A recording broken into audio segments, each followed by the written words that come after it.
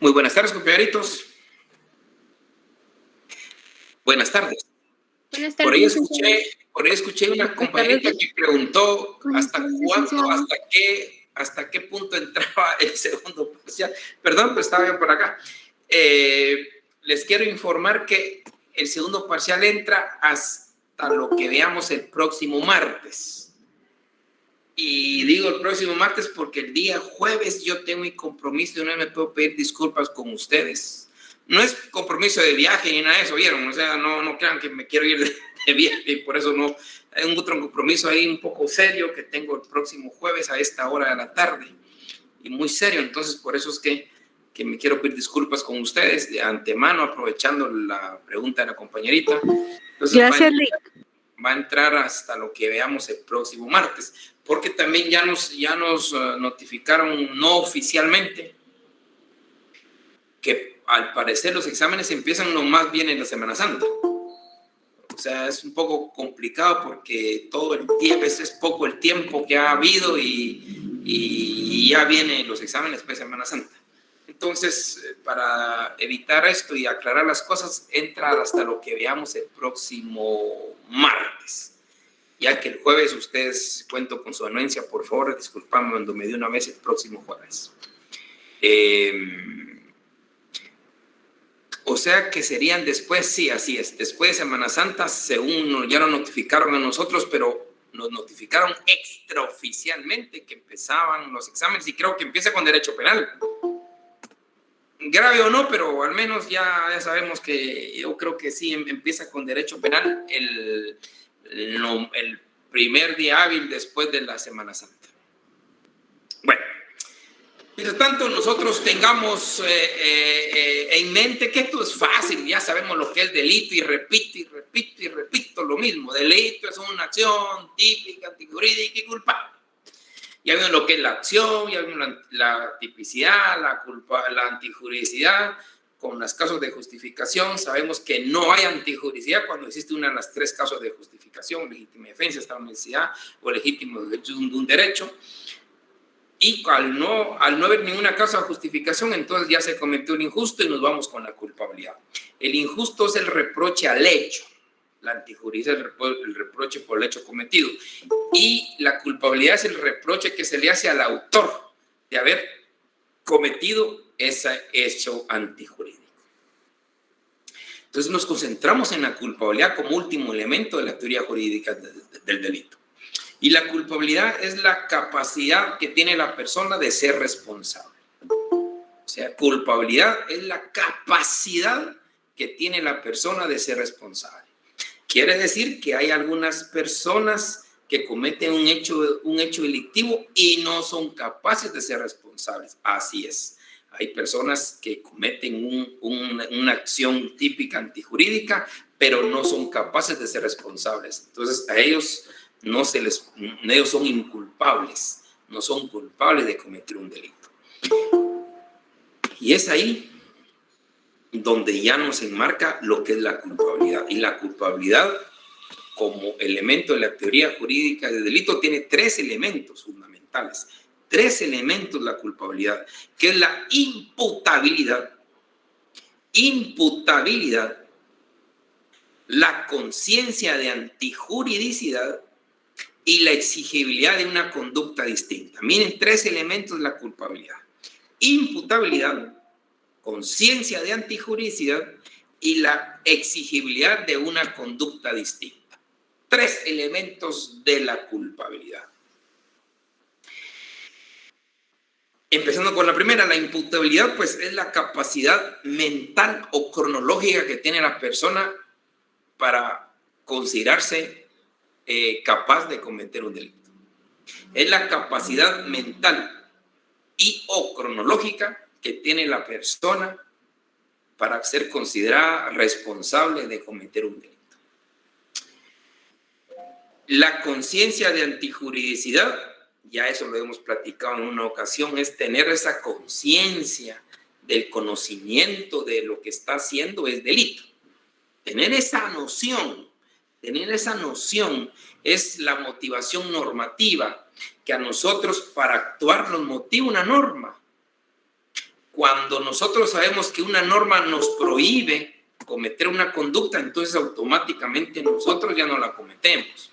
Pero si a pesar de eso, a sabiendas, nosotros lo cometemos, eso es lo que castiga realmente el derecho penal. Esa desobediencia, esa acción con conocimiento de causa lo que está haciendo. Eso es lo que castiga el derecho penal. Nunca va a castigar la persona que lo cometió porque no sabía, porque si lo hubiera sabido no lo hubiera cometido. Entonces, esa conciencia de antijuricidad. Y el siguiente es la exigibilidad de una conducta distinta, que en otras palabras sencillas es que se le va a castigar por haber cometido un hecho a pesar que él pudo actuar de otra manera. También puede darse casos contrarios, que él actuó porque no podía actuar de otra manera. Pero aquí se va a castigar el que él pudo haber actuado de otra manera. Tenía alternativas para haber actuado de otra manera y no lo hizo. Son los tres elementos de la culpabilidad: imputabilidad, conciencia de antijuridicidad y exigibilidad de una conducta distinta. Eso es la culpabilidad. Pero también hay causas de inculpabilidad. ¿Cuándo no se puede ser responsable una persona? Y la primera, pues, es la inimputabilidad. La imputabilidad y contraposición es la inimputabilidad, que no se puede imputar. ¿Por qué no se le puede imputar el injusto? Primero, la afectación mental, que tenga una enfermedad mental, que tenga un problema que no tiene esa capacidad mental. Entonces, si no se tiene esa capacidad mental, pues definitivamente no puede ser responsable. El que es enfermito mentalmente, él puede cometer un injusto, pero no es responsable penalmente porque goza de inimputabilidad. No puede ser responsable penalmente. Y en estos casos es importante tratar el trastorno mental transitorio. Trastorno mental transitorio es aquella situación donde el sujeto activo comete un injusto, pero en el momento de cometerlo tenía ese trastorno mental transitorio, un momentito, ya sea por droga, ya sea por alcohol o por el síndrome de abstinencia, que es donde él cometió un delito. Aquella persona que en estado de ebriedad, donde pierde el conocimiento, o aquella persona bajo efectos de droga pierde el conocimiento y comete un delito, estas personas son inimputables, porque en el momento ellos no saben lo que hicieron. Pero ojo, antes que me maltraten, por favor, antes de empezar, porque ya sé que me van a maltratar ahorita. Están preparados todos como si fueran bombarderos. Entonces, ¿qué? Los bolos no van a ser condenados. Los drogadictos, eso se volvería un problema aquí conmigo. No. Distinto es el actio libera in causa. Es diferente. El actio libera in causa, eso ya lo vimos una vez. El actio libera in causa es cuando una persona, él se somete a su conciencia. Voluntariamente, él se pone en una condición en estado de ebriedad o bajo efectos de droga para cometer un delito. Ahí esa persona sí no goza de imputabilidad alguna, porque esta persona en su conciencia, a sabiendas y con plena voluntad, él se puso en estado de ebriedad para matar, para robar, para asaltar, para estafar. Ahí sí no goza de ninguna inimputabilidad, porque él, su conciencia era clara. Era necesario para dar valor y para hacer el delito, ponerse en esa situación de inimputabilidad. Pero también abarcan aquellos aspectos eminentemente imprudentes. aquel sujeto que se pone en estado de ebriedad o bajo efecto de drogas, a sabiendas que tiene que conducir, tiene que hacer una cosa, utilizar un arma o ir a crear una empresa y ahí pues de una forma culposa pues también es responsable de un delito porque se pone en actio libere in causa. Él se puso irresponsablemente en un estado de ebriedad o en estado de efectos alucinógenos, aunque no tenga la intención de cometer un delito, pero sí faltó a ese deber objetivo de cuidado de no ponerse en ese estado, y a pesar de eso se puso, pues también va a ser responsable de un delito. Pero cuando no ocurre esto, definitivamente no es responsable. Y ahí se da mucho también este síndrome de abstinencia. Es un tema bien importante. De hecho, conocí un caso por ahí en un estado un síndrome de abstinencia es cuando el alcohólico o el que abusa de las drogas empiezan a tener tratamientos médicos. Y llega un momento en que ellos están desesperados por la droga, por el alcohol, pero desesperados que se descontrolan y son incapaces de controlar ese su accionar. Ahí estamos bajo un síndrome de abstinencia. Eso es lo que provoca el que abusa de drogas. Y entonces le recomiendan y acepta ir a un tratamiento, y en ese tratamiento empiezan a reducirle, y es ahí donde puede sufrir un ataque de este síndrome y no saben controlarse. Obviamente, para determinar esto tenemos hoy el INASIF, y el INASIF pues es el ente que va a determinar si lo hizo en estado etílico, bajo efecto de droga, si lo hizo bajo un síndrome de abstinencia. Es el que lo va a determinar, y con base en eso, usted como juzgador, como recordemos, derecho penal se aplica de último, tiene todas las pruebas y cómo fueron los hechos. Si se logra determinar que fue un estado de abstinencia, pues efectivamente hay un trastorno mental transitorio, entonces no es responsable del delito o en uno de los aspectos anteriormente indicados. Pero también tenemos como causa de inimputabilidad la minoría de edad. La minoría de edad también nos trae muchos problemas en derecho penal, porque nosotros leemos el artículo 20 de nuestra Constitución. ¿Qué nos dice el artículo 20 de nuestra Constitución? Dice menores de edad. Los menores de edad que transgredan la ley son inimputables. Hasta ahí nos quedamos. Y yo había hecho un trato con ustedes de que me leyeran los primeros 30 artículos de la Constitución. Creo que no me los han leído, por lo visto.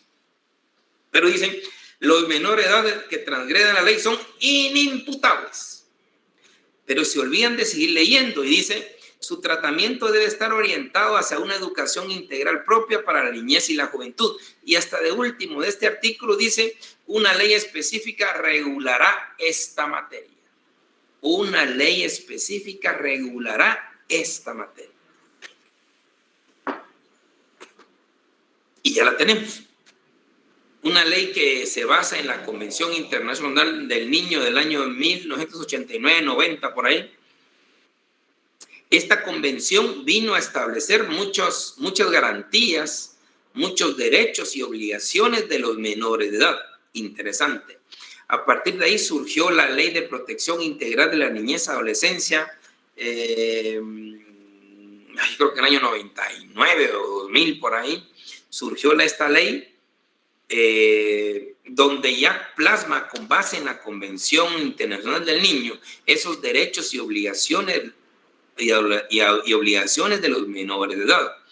Pero un tema más importante es que en esta ley, tomando en cuenta lo que dice la Constitución, esa ley señala que, bueno, hay grupos etarios, lo dividen grupos etarios, y ya tenemos bien plasmado la diferencia de la niñez y de la adolescencia. Por eso la ley se llama niñez y adolescencia. hay dos grandes grupos aquí, aparte la niñez y aparte la adolescencia. Entonces, ¿quiénes se consideran niños? Niños. Se consideran niños las personas de 0 años a menos 13 años. A menos 13 años. Y adolescentes se considera de 13 años a menos 18 años. 13 a menos 18. Entonces ya están niñez, están niños y adolescentes. ¿Y por qué importa esto? Importa muchísimo porque niño es el que efectivamente es inimputable.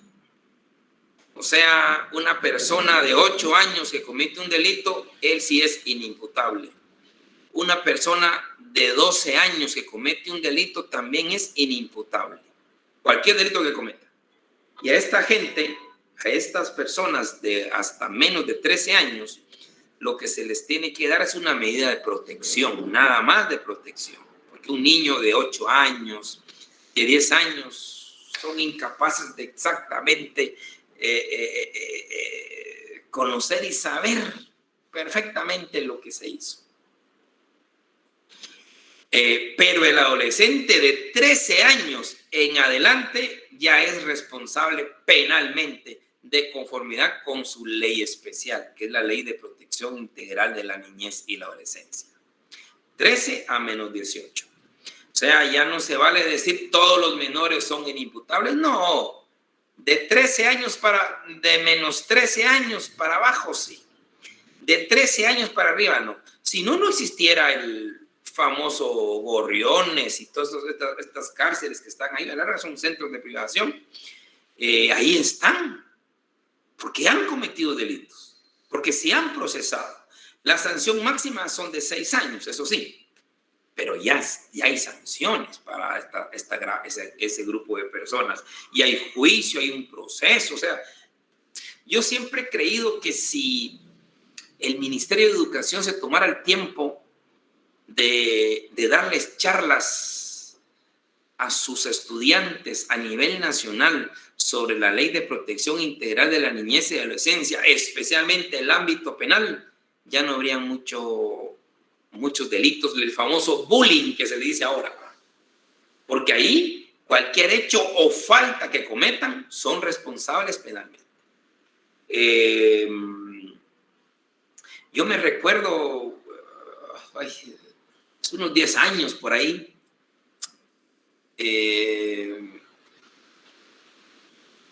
salió ahí por las noticias. Bueno, ustedes son de la capital y ustedes saben perfectamente que existen 2 instituciones educativas que se enfrentan constantemente.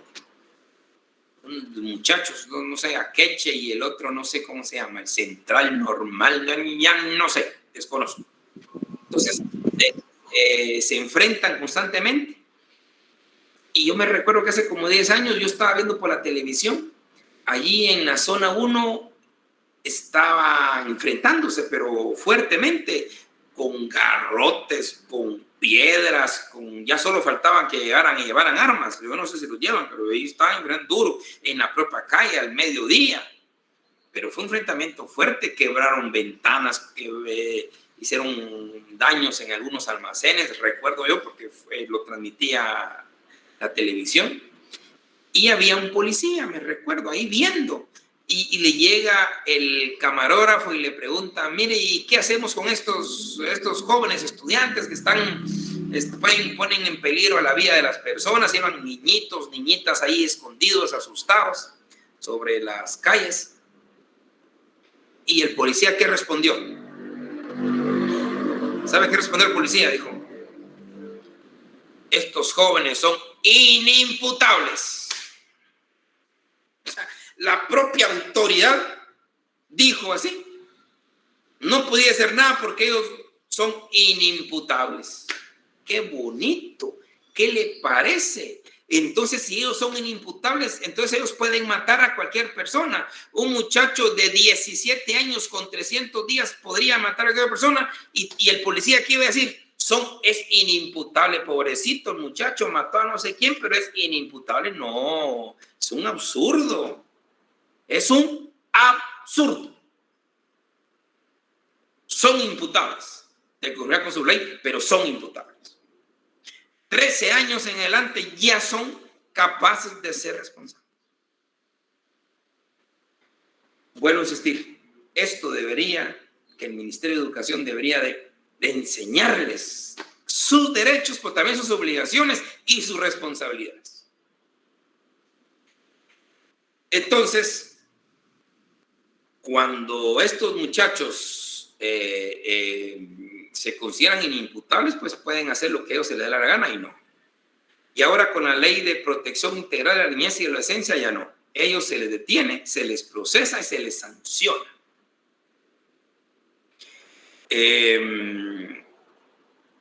Aquí tenemos un pequeño problema con la edad cronológica y la edad mental. Claro que tenemos un problema, pero un problema enorme, porque en nuestro campo sí está claro que nuestra ley se basa en una edad cronológica. Y esto es bien difícil porque es a destajo. O sea, menos 18 y 18 en adelante. Menos 18 y 18 en adelante. Mire qué duro.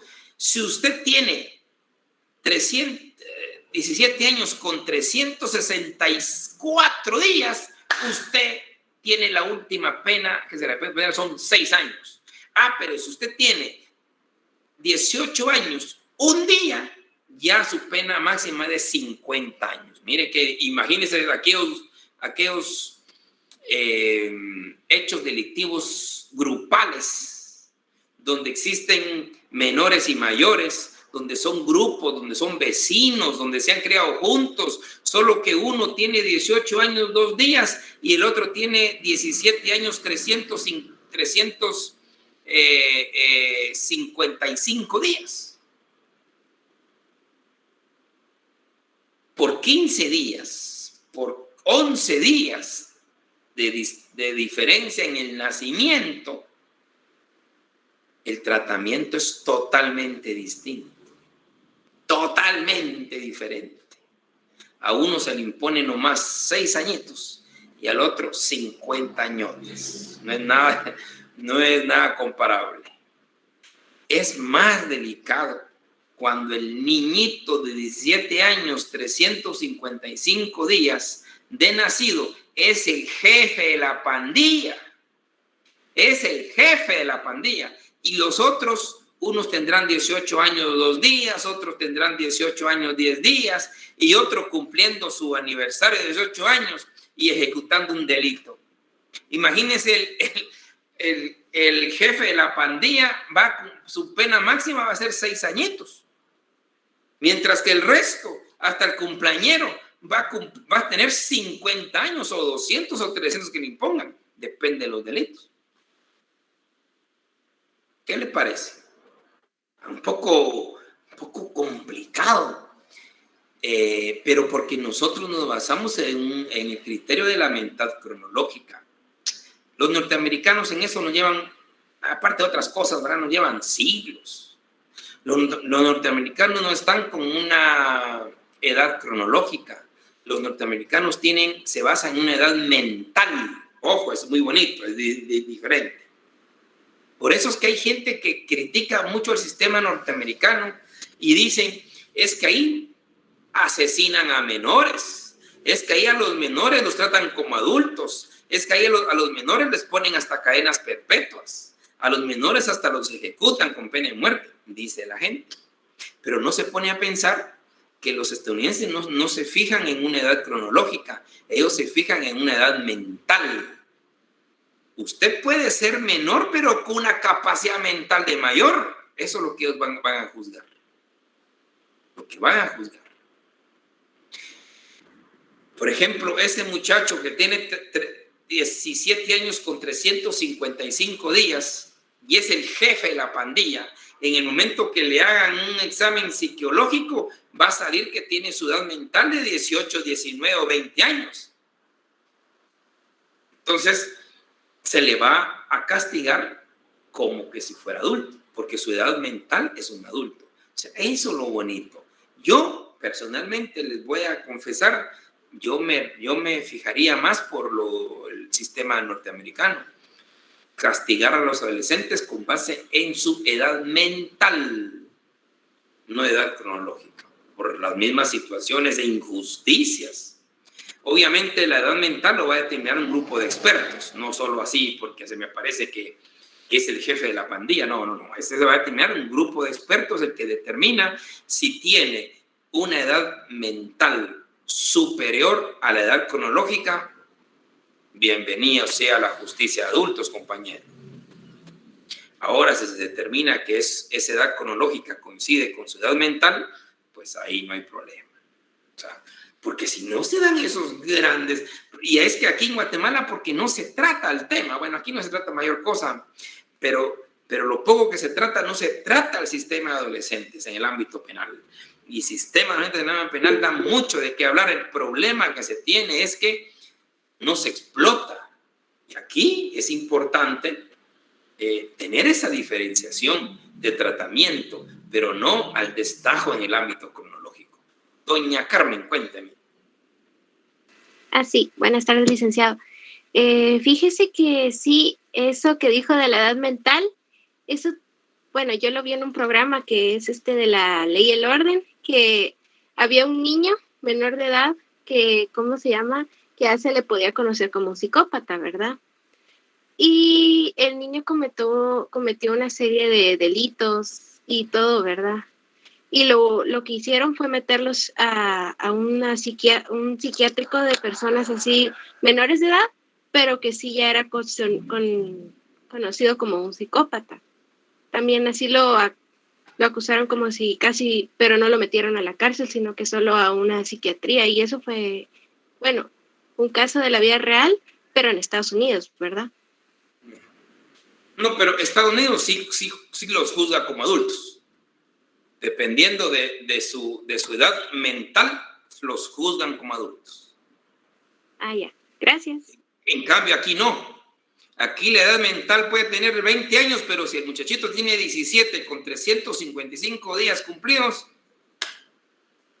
como adolescente. Entonces, pero mientras tanto, tenemos que tener claro que nuestra ley, hasta menos de 18 son adolescentes. De 13 años a menos de 18 son los responsables penalmente de cualquier delito o falta. Y esto, bueno, yo no sé quiénes de aquí son padres, pero los que somos padres y tenemos hijos ya a esa edad, o más grandes, por supuesto, sí es necesario hablarles a los niños cuando dejan su etapa de niñez y empiezan esa etapa de adolescencia, a decirles que a partir de los 13 años ellos son responsables penalmente de todo lo que hagan. Penalmente. A nosotros en nuestra época nos lo decían hasta que cumplíamos 18 años. Pero ahora no.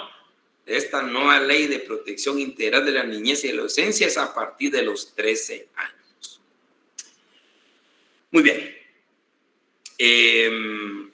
Nos basamos en el otro elemento que es la conciencia de antijuricidad, y ahí tenemos lo que es el error de prohibición. Recordemos que la conciencia de antijuricidad lo que exige en la culpabilidad es tener esa noción, que nosotros tenemos que tener la noción que lo que vamos a hacer o lo que estamos haciendo es delito. Nada más.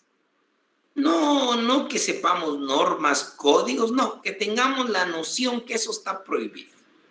Eso es lo que exige el derecho penal. Es la motivación normativa que nos motiva la norma, porque la norma, al existir la norma, decimos no hago esto porque esto es delito. Eso, nada más.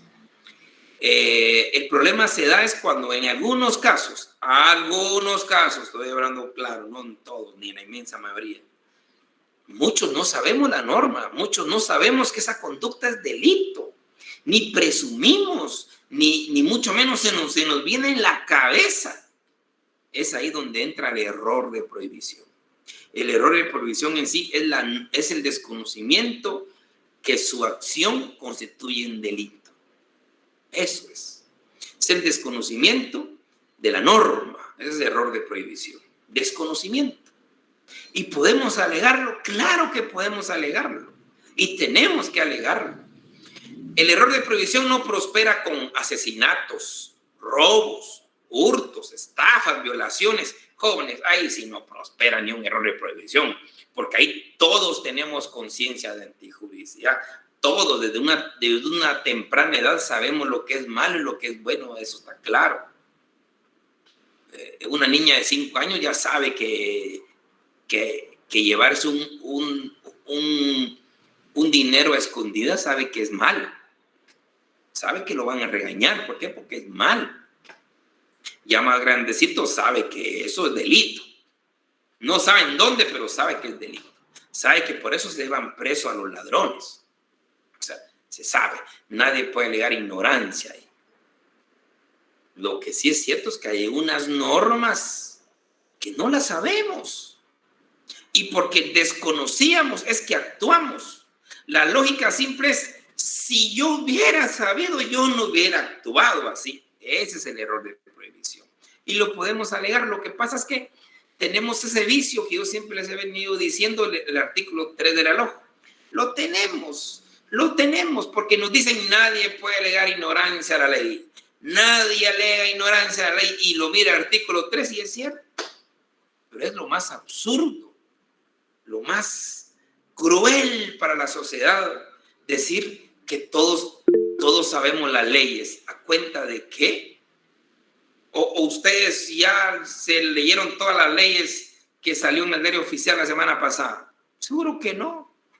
Es que no somos capaces. Ni los máximos juristas. Nadie es capaz, ni los diputados que que firman las normas.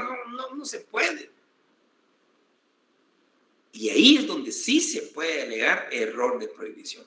Don José. Sí, licenciado. Como estamos hablando de la ignorancia de las leyes, eso implica a las comunidades en general que hay en nuestro país. Implica todo, mi querido José. Implica todo. Si usted... El problema es que eso tiene que probar, ¿va? Por eso estamos hablando, y vuelvo a repetir, el derecho penal se aplica de último, porque ya está todo probado.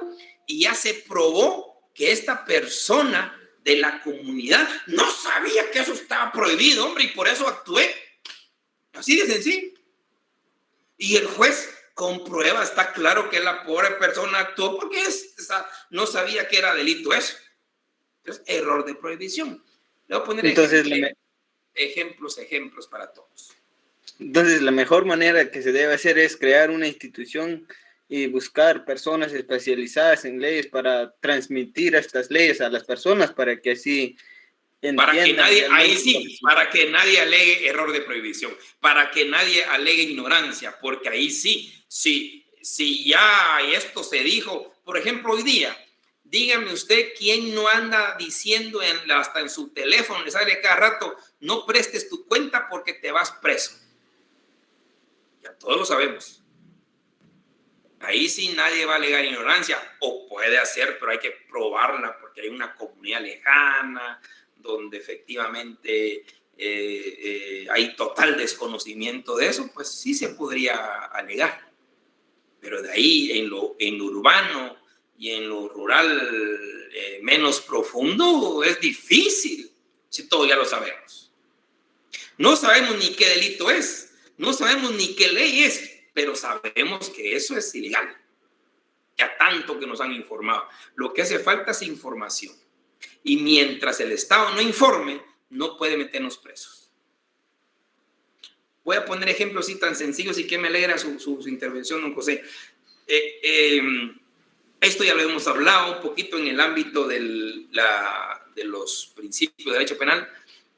Y siempre ponemos un ejemplo sencillo.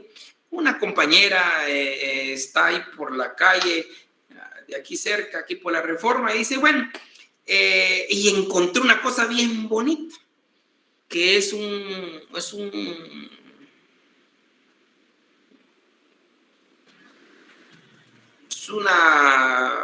muñequera que se usa y dice Cruz Roja Internacional, pero es bien bonita, bien bonita. Y la encuentra, ¿y de quién es? De nadie. Bueno, se le va para su casa. Pero hay una fiesta y dice, esta muñequerita me luce para ponerla, ¿qué? En el vestido que voy a llevar. Y se lo lleva luciendo esa muñequerita que encontró ahí en la calle, ¿verdad? Y no sabe nada, solo dice Cruz Roja Internacional. Se la lleva al baile, y que si ya en el baile encuentra un grupo de personas, y un grupo de personas le dicen, mire, y esa es su muñequerita es suya. Sí, es mía. ¿Usted pertenece a esa institución? No, yo no pertenezco a eso. Policía, venga, captúrela y métela presa. Y la mete en presa. Y va al proceso y la condenan a 8 años de prisión. La pregunta es, ¿por qué? ¿Alguien me puede decir? ¿Robó? No, ella no robó y no lo encontró en la calle. Quizá porque se está apropiando del nombre de la institución. ¿Y cómo se está apropiando el nombre si no está diciendo que ella se llama Cruz Roja Internacional? Quizá porque no la devolvió teniendo esta leyenda que dice Cruz Roja Internacional. Quizá pudo haberse... Sí, pero como usted no sabe, como usted puede encontrar algo ahí de Nike, o puede encontrar algo ahí de la municipalidad está contigo, qué sé yo. Lo que les quiero decir es que esta compañerita sí puede agregar ignorancia a la ley, como todos nosotros. Sí puede agregar el error de prohibición, porque todos nosotros, sin excepción, o tal vez uno por ahí sabe y no lo sabía, pero no lo cuenta, es que hay un decreto del año 97. Imagínense cómo vamos a hacer nosotros esas cosas. El 102-97, donde dice que es delito el deportar cualquier emblema de la Cruz Roja Internacional cuando no se pertenece a ella. ¿Y sabe cuánto es delito? Creo que es de 6 a 8 años de prisión. ¿Sabía usted eso? No. No lo sabíamos. Pero ahora ya no podemos alegar ignorancia. Ahí, claro. Ahora no, porque en la investigación me van a preguntar a mí. Y me van a decir, mire, usted es profesor de Derecho Penal de Adela. Sí. ¿Usted le comentó alguna vez a Adela del S-102? Sí. Bueno, ella no puede alegar ignorancia. ¿Y por qué es prohibido utilizar, pero solo de la Cruz Roja? ¿O? Es un decreto que está así del Congreso y se lo doy. Es el 102-97. No me pregunte por qué, pero es un decreto. Lo que estamos viendo acá es que nosotros en algunos temas sí podemos alegar ignorancia. No es aquel tema cuadrado que nos enseñaron que nadie puede alegar ignorancia de la ley. Nadie da cuenta de qué, por qué no. Yo estoy de acuerdo en los delitos homicidio, asesinato, robo. Ahí sí no podemos alegar nada, porque eso sí es evidente. Hay ciertos delitos que sí podemos alegar, porque realmente desconocemos, como esta compañera, ¿por qué lo usó? Porque no sabía que era delito, porque no sabía que existía ese delito y por eso lo usó. Pero todos ustedes ahora, de aquí en adelante, lo logran encontrar. ¿Qué van a hacer? Cuéntenme. ¿Qué van a hacer? No usarlo, dejarlo. No lo van a usar porque ya conocen la ley. Esa es la lógica. ¿Puede alegar ignorancia de ley? Sí. Sí se puede alegar. Por eso está el error de prohibición. En derecho penal se alega error de prohibición y el juez, si el juez está convencido que efectivamente la persona actuó porque desconocía que eso estaba prohibido, es inculpable. Cometió un hecho típico antijurídico, pero no es culpable, no es responsable. En consecuencia, no es delito. Fíjense que este tema de error de prohibición da mucha gente que no cree. ¿Y saben por qué no creen? Porque no aparece en nuestro código penal. Ese es el problema. Platiquen esto con sus compañeros de otras universidades, de otras secciones, con otros profesores, con amigos jueces o abogados que tengan, verán. No creen, porque el error de prohibición no está en nuestro código penal, pero eso no quita. Más adelante vamos a ver el fundamento del dónde está el error de prohibición, porque estamos estudiando derecho, no ley penal. Estamos estudiando derecho penal, que hay que ser justo, hay que ser justicia. Y sobre esto me viene ahorita en mente un caso que yo tuve. Ese caso yo lo viví. O sea, a mí nadie me lo comentó, yo lo viví y le traslado esta experiencia para una mejor comprensión de la importancia del error de prohibición. Hace unos años, ya hace muchos años, unos 15 años posiblemente, yo daba clases en maestría y había un montón de veces en esa época, algunos que estudiaban maestría, ahora ya son hasta doctores y todo el mundo, pero en ese tiempo no, estudiaban su maestría y yo les tocaba este tema, porque para mí estamos estudiando derecho. Entonces, derecho penal, les tocaba el tema, y créanme, compañeritos, que era un desgaste. Hoy no miro ese desgaste, hoy lo miro yo más, ustedes más comprensibles, más lógicos. En esa ocasión es entrar casi a la fuerza, porque no lo creían. Están tan clavados con el 3 del reloj que ahí no salen. Entonces tuve un enfrentamiento muy duro con una jueza, pero muy duro, muy duro. Pero en ese tiempo las clases eran cada mes. Pero exactamente es por este tiempo, porque me acuerdo que venía Semana Santa, entonces nos tardamos en volvernos a ver mes y medio. Pero fue un enfrentamiento duro por su cabeza, que nadie puede alegar ignorancia de la ley, ¿verdad? Y siendo jueza, con su gran grupo de jueces. Pero el enfrentamiento fue solo con ella. Muy duro. Al regresar ya de la Semana Santa y en el curso normal, miren qué interesante el ejemplo, y es vivido. Ella se me acerca con mucha pena y me dice, mire, yo quiero pedirle disculpas y yo también quisiera que usted me diera oportunidad de hablarle a los compañeros. Perfecto. Un pasito ahí, hable con sus compañeros antes de iniciar el curso. Mire, qué bonito, y por eso lo expreso. Ella públicamente se disculpó de mí, conmigo, y contó su anécdota. Esto es lo más bonito, su anécdota. Anécdota que ella misma vivió y sufrió. Él nos comentó que para Semana Santa ella y su familia se fueron a Tapachula a pasear. Estoy hablando de 2004 por ahí. Se fue a Tapachula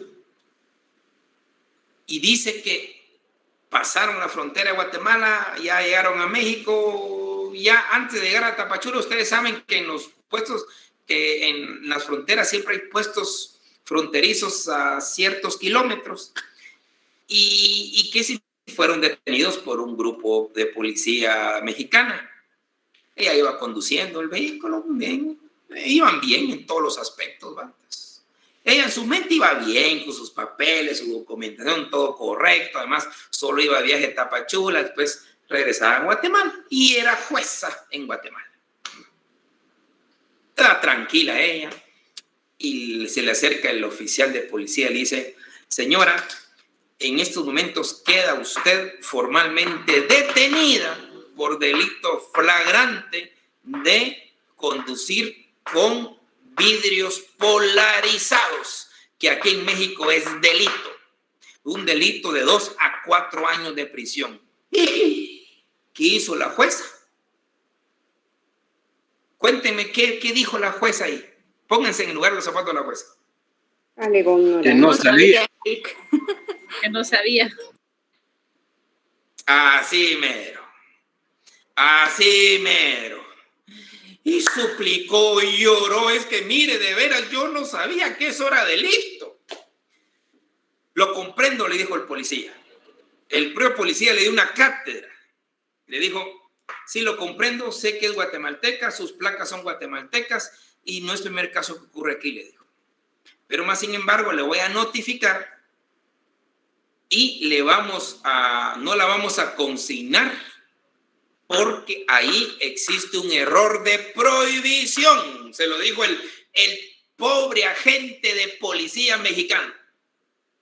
Se acordó de el profesor. Al profesor le rebatió como usted no tiene idea. Se enojó con el profesor de una forma increíble. De plano me maltrató todas esas noches y días. Pero le llegó su turno para vivirlo y hasta ahí comprendió lo valioso, lo correcto, lo justo de alegar error de prohibición en algunos aspectos que efectivamente de la vida usted no sabe que eso es delito.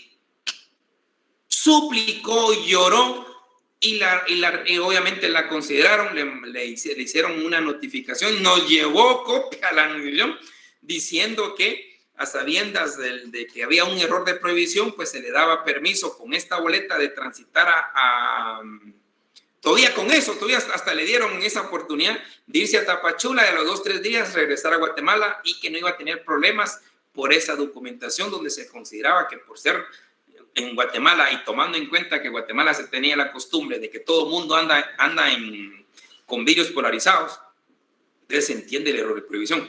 Y esa norma estuvo en México, ahora creo que ya no. Por el tema eso de los narcos y todo el asunto, hubo una época donde sí estaba prohibido y era penalizado andar con vidrios polarizados. En cambio en Guatemala, dígame usted, aquí es al revés. Aquí se mira rara la persona que anda con vidrios claros. Eso todo nos pasa cuando miramos a alguien con vidrios claros y dice, este estará loco. ¿Y este por qué no se pone vidrios polarizados? Los mexicanos pasaron una época distinta, era la inversa. Entonces, dígame, la señora juez suplicó y agradeció y bendijo el error de prohibición. Por eso se disculpó públicamente conmigo y con sus compañeros y comentó esa anécdota para que le sirviera y dijera, es cierto, en derecho penal sí es prudente el tema del error de prohibición. En estos casos, señores, lo que pasaba con el Pinabete, no nos va a dejar mentir usted. Si yo a ustedes creo que los vi ahí en la Roosevelt comprando Pinabetes, ¿sí o no? Ahí andaban. Todos, yo también, no les voy a mentir. Malo que no ha prescrito el delito, pero ahí estábamos comprando Pinabetes. ¿Pero por qué? Porque creíamos que no estaba penalizado. ¿Y por qué no estaba penalizado? Porque era un recinto público cuidado hasta por la propia Policía Nacional. Si ahí estaban los pick-up de la policía cuidando a que no estuvieran ladrones. Entonces uno llegaba con su pick-upito, con su carrito, con su taxista o con su Uber y agarraba uno su árbol ahí que estaban para escoger diferentes tamaños, diferentes grosores, diferentes precios. Yo quiero y se lo daban y ellos mismos se lo amarraban enfrente de la policía, y uno hasta la policía le daba uno vía para que pasara y se fueron para su casa. Dígame si eso era delito. No, en nuestra mente no es delito. ¿Por qué? Porque es una venta pública. Además, hasta lo anunciaban en grandes carteles. Lleva tu Pinabete, ven aquí a los campos del Roosevelt. ¿Era delito en su mente? No. Y ojo, ¿cuántos de ustedes fueron? ¿Cuántos de ustedes fueron a comprar su Pinabete? Pero ojo, ojo, ojo, ojo, ojo. Ojo. Después hubo un problema y es problema del Estado, porque si el Estado malinforma o el Estado da malos ejemplos, ¿por qué después sí exige condenas? Es que es ilógico. Si el Estado permite esa publicidad, si el Estado permite esas ventas públicas, si el mismo Estado permite que la policía cuide y respalde a los compradores de los Pinabetes, ¿cómo es que ahora el Estado los quiere condenar? Es que es absurdo. Y esto cambió hace unos 4 años, creo, con una pobre familia, y de veras que lo lamento mucho. Entonces eso fue noticia. Los pobres los capturaron por lo mismo que todos hicimos. Fueron al mercadito feliz con sus hijos y todo el asunto, salieron y en una esquina los para la policía y lo detienen, se llevan al señor, se le quitan el carro y no digamos el arbolito y lo meten preso. A partir de ahí, recuerdo que ya las campañas cambiaron y ya empezaron a fomentar que el comprar pinabete es delito. Ahí sí ya nos informaron. Y además, si se dan cuenta, hace 3, 4 años quitaron la venta de pinabete en Roosevelt, en los campos de Roosevelt. Los quitaron. Ya no se vende pinabete. Ya hay pancartas que dicen el único pinabete permitido es el de marchamo blanco. El otro es delito. Ahí ya comprendimos. Y ahora, si yo les ofrezco pinabete sin marchamo blanco, seguro que ustedes nadie me compra. Nadie, porque saben que es delito. Pero antes, cuando estaba totalmente en cualquier lugar se vendían los pinabetes, no, hombre. Entonces no había conciencia de antijuridicidad, sino que todo lo contrario, había conciencia de juridicidad, había conciencia que eso está permitido, pues y ahí lo venden, la policía lo cuida a uno. Entonces es el mismo caso que cuando usted viene de Occidente y está sobre la carretera y mira a un señor con unos palitos vendiendo loritos en la propia carretera pública, donde pasan constantemente patrullas y no pasa nada. Y usted viene con su familia, con sus chiquititos y sus chiquititos, papi, yo quiero un pajarito, papi. Y usted viene de buenas, porque de malas no les hacen comprar ni siquiera un arrocito, pero de buenas le compra lo que pueda. Y ahí aparquea su carrito y van a ver lorito, ¡ay, qué bonito! Y usted pregunta, ¿y este lorito está permitido? Sí, este lorito siempre se vende aquí, y pasa un policía, lo saluda todavía, no pasa nada. ¿Qué hace usted? Lo compra porque usted no es experto en animales, no es experto en que sabe qué aves están prohibidas y qué aves no están prohibidas, ni uno lo sabemos. Aquí nos ponen a nosotros o vamos al mercado de Chimaltenango, ahí encuentra usted una cantidad de animales, los viernes especialmente, que usted no sabe si son prohibidos o no son prohibidos. En la propia calle están ahí. Hay gallinas, conejos, perros, gatos, tacuacines, loros, loritos, de todo. Y usted no sabe, porque dice que la periquita que tiene no sé qué sí, y la periquita que no tiene eso sí o no, y usted qué sabe. Y como está al área pública, si en público lo están vendiendo, entonces, ¿qué cree usted? ¿Es legal? Es más, hasta pasa la policía, está en los mercados cuidando a los vendedores mismos, que no vayan a ladrones, que no le roben los pericos, todavía con eso. Entonces, su conciencia es juridicidad, su conciencia es que eso es legal, pues que está en lo jurídico, eso es su conciencia por lo que ve. Pero qué bonito es que después lo capturen con el lorito o con la periquita. Si usted no sabía y además el propio Estado permite que esté en las ventas públicas. Pues ahí hay conciencia, no hay conciencia de antijuridicidad. Ahí puede alegar error de prohibición, claro que sí. Distinto es, ojo, déjeme decirle, que usted va a estos mercaditos y alguien le dice, mire, yo tengo ahí unas, unos loros, peteneros, pero estos no se pueden tener aquí, estos solo se tienen que tener en un lugarcito por ahí escondido. Ahí sí le da la alerta a usted, ahí dice, no, esto ya me huele mal. Pero si está en lo público, no, perdone. Francisca, perdone, yo sé que me está pidiendo la palabra hace rato, lo siento. No hay pena, licenciado. Entonces, ¿cómo podemos fundamentar o alegar ignorancia de la ley?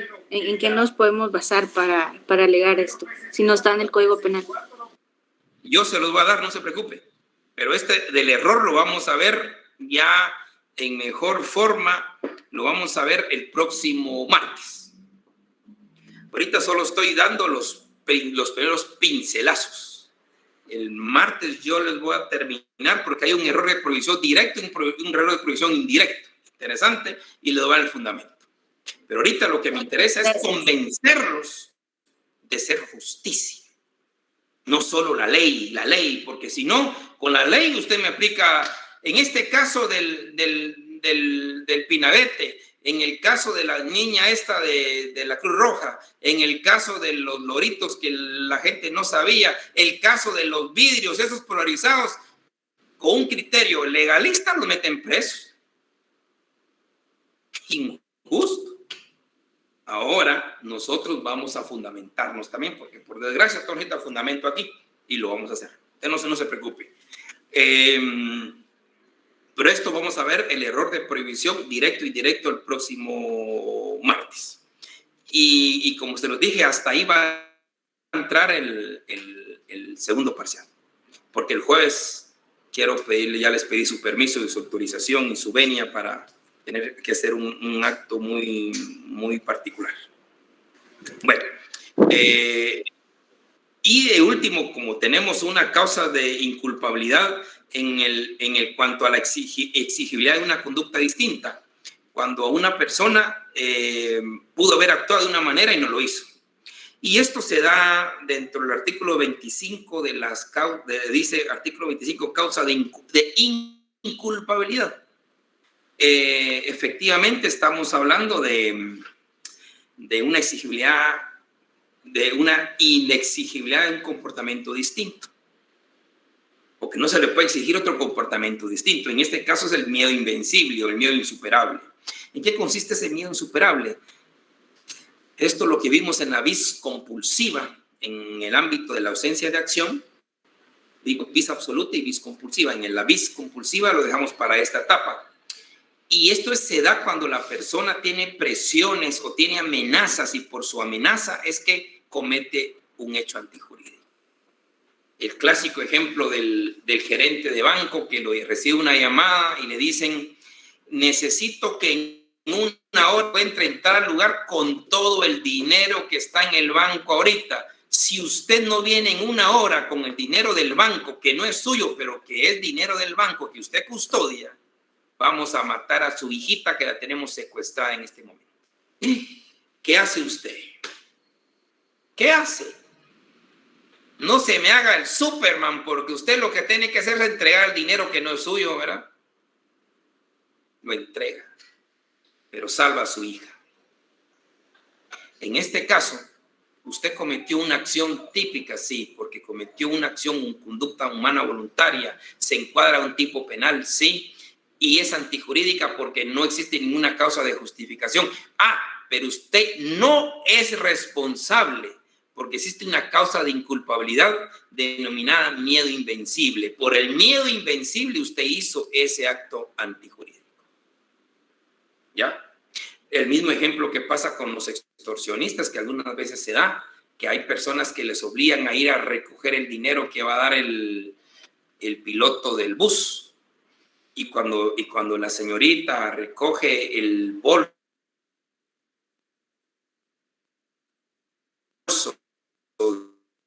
y muchos casos de esos, porque están amenazados, porque si no lo hacen van a matar a su familia, van a matar a sus hijos, van a matar a su esposo o qué sea.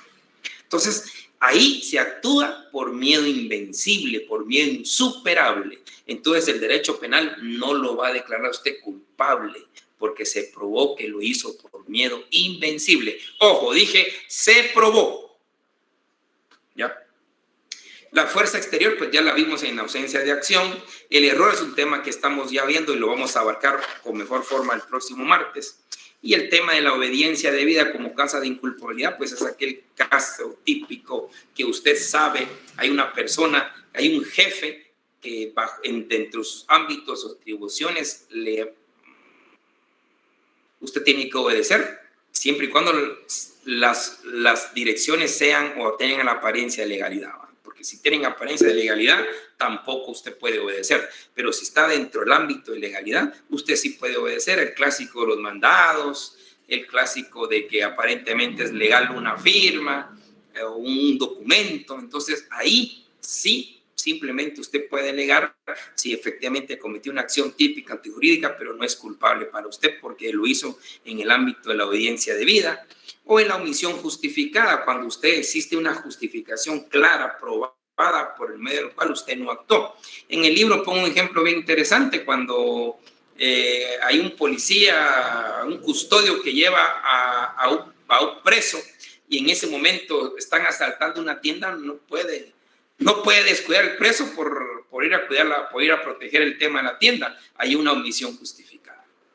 Doña Carmen, perdone, creo que quería hablar. No, licenciado, disculpe, se quedó la mano. Ok. Entonces, esas son las causas de inculpabilidad que aparecen en su artículo 25 de su Código Penal.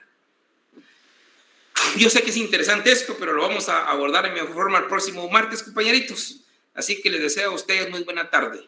Así que... Nick, solo una pregunta. ¿Va a poner casos en el segundo parcial o solo teoría? Es un poco, doña Silvana, créame que es un poco difícil casos trabajarlos acá por esta vía. Me encanta trabajarlos en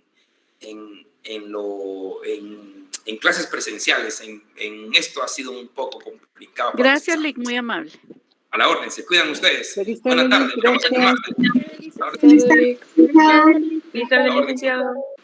Se cuidan, compañeritos.